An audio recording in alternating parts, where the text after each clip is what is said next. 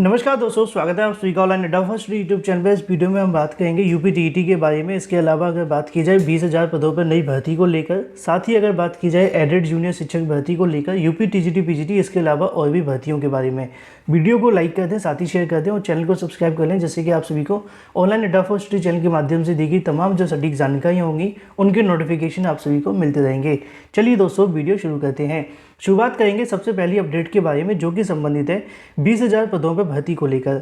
अगर आप सभी ने आज के समाचार पत्र पढ़े होंगे तो उसके अंदर आपको ऐसी जानकारियां कई जगहों पर देखने के लिए मिली हैं कि उत्तर प्रदेश सरकार की अगर बात की जाए, योगी सरकार के माध्यम से 20,000 पदों पर नई भर्तियां देखने के लिए मिलेगी और 50,000 आप सभी को रोजगार भी देखने के लिए मिलेगा।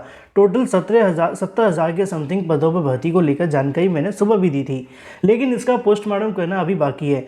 अगर बात की जाए आज के समाचार पत्रों में, तो आप सभी को भर भर के जानकारियां देखने के लिए मिलती हैं कि आगामी 100 दिनों के अंदर 20,000 सरकारी नौकरियां दी जाएंगी। सवाल यह है कि ये 20,000 पदों पर भर्तियां किस विभाग के अंदर देखने के लिए मिलेंगी।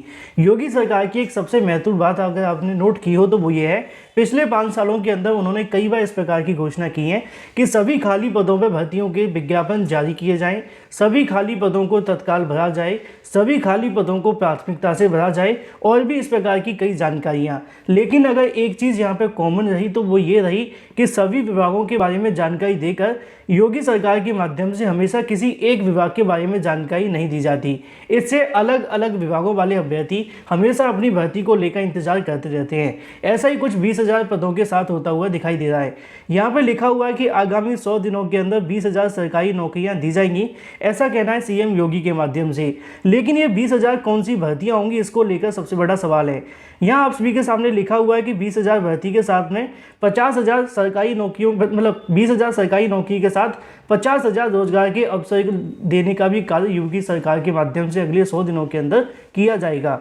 लेकिन हर बार की तरह योगी सरकार के माध्यम से इस बार भी किसी विभाग को टारगेट न करते हुए सीधी यहाँ पे सरकारी नौकरियों के बारे में जानकारी दे दी गई है कि भाई 20,000 पदों पर भर्ती होगी। लेकिन यहाँ पे सवाल ये है कि आप जानते हैं कि 17,000 पदों पर शिक्षक भर्ती को लेकर सरकार ने चुनाव से पहले ऐलान किया था, लेकिन नई शिक्षक भर्ती के बारे में अभी तक विज्ञापन जारी करने को लेकर कोई दिशा निर्देश जारी नहीं हुए हैं। अब 17,000 पदों पर अगर शिक्षक भर्ती की बात की जाती है तो हो सकता है, लेकिन यहाँ से पूरी तरीके से क्लियर नहीं है। इसके अलावा लगभग 27,000 पदों पर एक भर्ती और आने वाली है, जिसको लेकर बार बार पुलिस भर्ती प्रोन्नत बोर्ड के माध्यम से नोटिफिकेशन भी जारी किए जा रहे हैं, जिसमें उनका कहना है कि लगभग 27,000 पदों पर कांस्टेबल भर्ती का नोटिफिकेशन हम जारी करेंगे। 5 अप्रैल तक निविदाएं मांगी गई हैं, उसके बाद इस भर्ती का नोटिफिकेशन जारी होगा।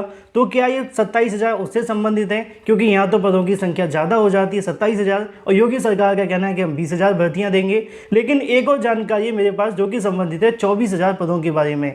हालांकि यहाँ पर भी पदों की संख्या 4,000 ज़्यादा ही है योगी सरकार के द्वारा दिए गए आंकड़े के अनुसार। मैं आपको दिखा दूं, यहाँ पे आप सभी को आज की समाचार पत्रों में जानकारी देखने के लिए मिलेगी कि 34 लाख से ज़्यादा अभ्यर्थी अधूरी भर्ती पूरी होने का इंतजार कर रहे हैं। नीचे लिखा हुआ है कि लगभग 24,000 से ज़्यादा युवाओं को सरकारी नौकरी मिल सकती है अगर लंबित भर्तियाँ पूरी कर दी जाती हैं तो।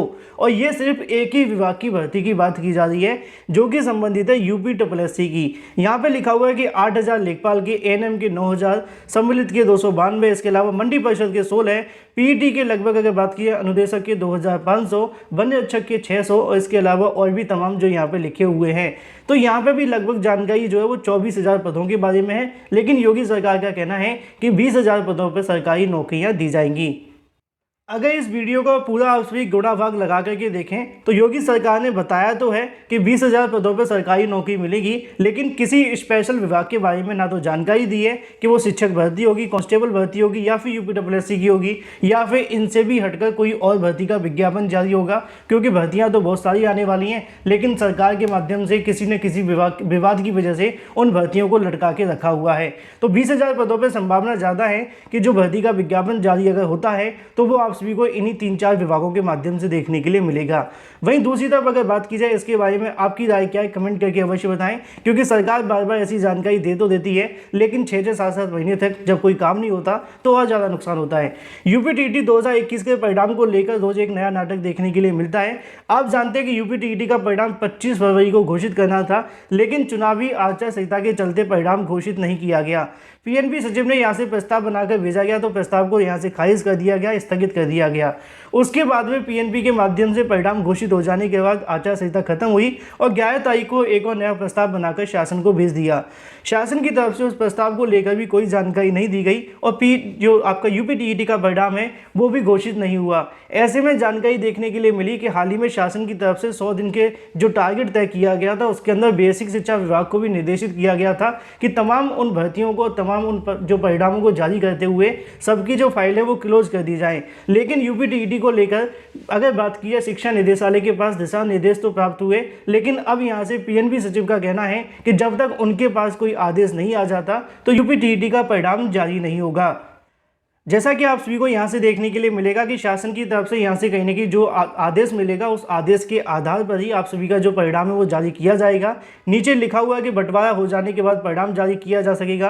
पीएनबी सचिव अनिल भूषण चतुर्वेदी ने बताया कि परिणाम घोषित करने के संबंध में अभी शासन की तरफ से उनको कोई दिशा निर्देश नहीं मिले हैं। शासन से अनुमति मिलते ही परिणाम घोषित कर दिया जाएगा। एक छोटे से परिणाम के लिए इतना समय लेना कहीं ना कहीं पूरे तरीके से गलत है। छोटे मोटे फैसले तो पीएनबी सचिव को भी लेने चाहिए और इतना अधिकार कहीं ना कहीं शासन को देना चाहिए कि भाई अगर वो भर्ती के विज्ञापन जारी कर सकते हैं तो उनको कहीं ना कहीं इस हक को दिया जाए कि वो आंशिकी जारी कर सकें, परिणाम जारी कर सकें। अगर बार बार शासन से इस प्रकार की जानकारियां मांगी जाएंगी तो शासन दूसरे मुद्दों को लेकर कब विचार करेगा, यह भी एक विचारणीय मुद्दा है। क्योंकि छोटी छोटी जानकारी को लेकर, जैसे कि बच्चे को भूख लगती है, माँ के पास चला जाता है, पापा के पास चला जाता है, छोटे छोटे फैसले पीएनबी सचिव को भी अब लेने चाहिए और इसकी कहीं ना कहीं स्वतंत्रता सरकार को देनी चाहिए। जैसे कि चयन बोर्ड के पास है, यूपीएससी के पास है, यूपीपीएससी के पास है।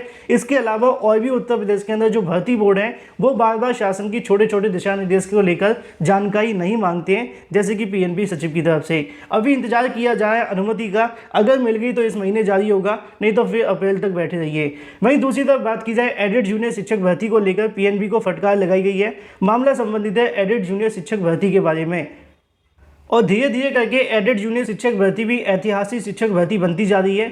लगभग अगर बात की जाए फरवरी में पिछले साल नोटिफिकेशन तो जारी हुआ था, लेकिन अभी तक ये भर्ती पूरी नहीं हुई है। विवाद ये है कि इसके अंदर कोई विवाद नहीं है, बस शासन की तरफ से भर्ती को लेकर कोई दिशा निर्देश जारी नहीं हो रहे। अधिकारी भर्तियों को लेकर थोड़ा लंबा खींच देते हैं। चुनाव के चलते भर्ती लटक गई थी, लेकिन अगर बात की जाए हाईकोर्ट की तरफ से जारी आदेश को लेकर तो यहाँ पे लिखा हुआ है कि परीक्षा नियामक प्राधिकारी को तलब किया गया है। हाईकोर्ट ने एडेड जूनियर हाई स्कूल सहायक अध्यापक भर्ती को लेकर दाखिल याचिका पर बार बार समय दिए जाने के बावजूद जानकारी न मिलने को लेकर परीक्षा नियामक प्राधिकारी को मंगलवार सुबह 10 बजे तलब किया है, यानी कि आज।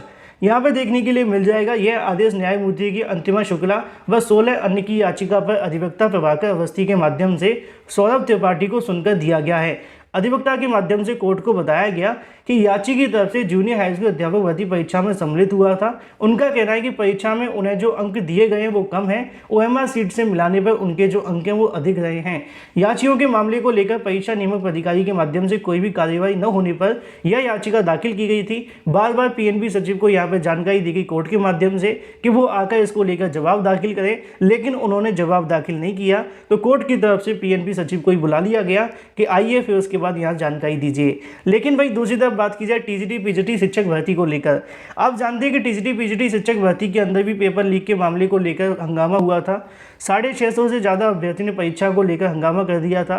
मामला कोर्ट में भी गया, लेकिन उसके बाद क्या हुआ ये याचिकाकर्ता जाने, याचिका डालने वाले जाने। अभी तक तो कोई फैसला नहीं हुआ क्योंकि सुनवाई भी नहीं हुई। लेकिन अगर बात की जाए टीजीटी परीक्षा को लेकर सेंधमारी करने वाले के ऊपर गैंगस्टर लगाया जाएगा, ऐसा कहना है। अब इसको लेकर बस इतना ही कहना चाहूँगा कि थोड़ी देर हो गई है, अब गैंगस्टर लगाने से भी कुछ नहीं होगा क्योंकि परीक्षा तो हो चुकी है। अगर सही मायनों में गैंगस्टर लगना है तो यहाँ पर जानकारी मिलनी चाहिए, पेपर के अंदर कितनी धांधली हुई थी, किस किस ने पेपर लीक किया था, कौन कौन पकड़े गए थे, कितने अभ्यर्थी तक पेपर पहुँचा था और क्या क्या हुआ था। लेकिन ऐसा होता नहीं है किसी भी परीक्षा के अंदर, सिर्फ यहाँ पर जो गैंगस्टर है वो लगा दिया जाता है, उसके बाद मामला इधर उधर।